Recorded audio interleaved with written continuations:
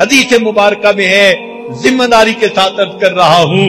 اللہ تعالیٰ قیامت کے دن جب جہنمیوں کو جہنم میں ڈالیں گے، کئیوں کو شفاعت کی وجہ سے نکال لیا جائے گا، انبیاء شفاعت کریں گے، علماء کریں گے، شہداء کریں گے،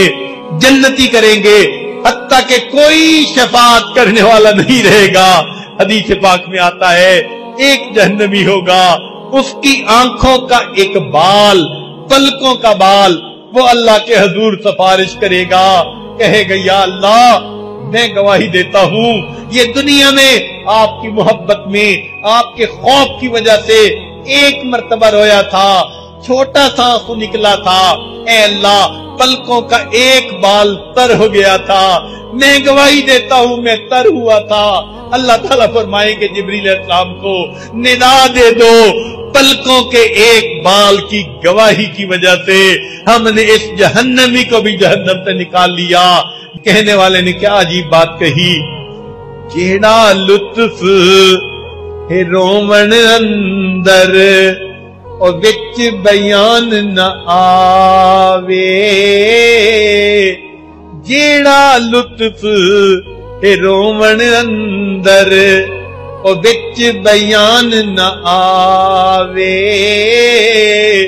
رونا دل دی میل اتارے، نالے رٹھڑے یار مناوے، تے یاد خدا وچ رون والا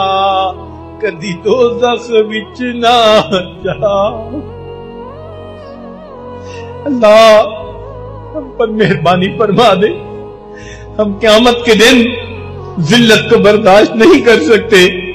دو بندوں کے سامنے کی ذلت ہم سے برداشت نہیں ہوتی، قیامت کے دن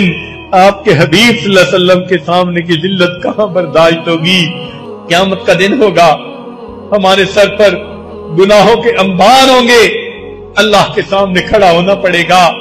ایک ایک کو اللہ تعالیٰ دیکھیں گے، جیسے ایئرپورٹ کے اوپر ایک ایک کو مشین کے ذریعے سے سکین کرتے ہیں، اللہ تعالیٰ ایک ایک بندے کے دل کو سکین کریں گے۔ کتنے لوگ ہوں گے خوش نصیب جو گزر جائیں گے، جنت کا دروازہ دکھا دیا جائے گا، کچھ ایسے بھی ہوں گے جب گزرنے لہیں گے ان کو کہہ دیا جائے گا وَقِفُوهُمْ إِنَّهُمْ مَسْئُولُونَ، ان کو روک لیجئے، ہم نے ان کا ٹرائل لینا ہے، انہیں روک لو،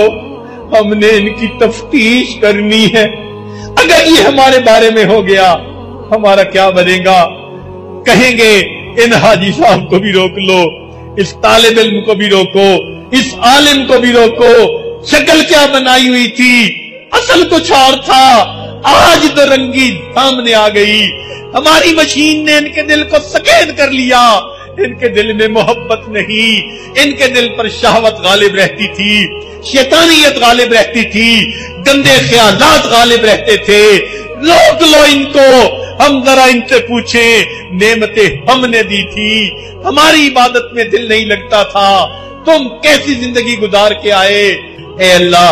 ہماری ان خطاؤں کو معاف فرما دیجئے اور ہمیں بھی اپنے مقبول بندوں میں شامل فرما دیجئے۔ اللہ ان دلوں کو نرم بنا دیجئے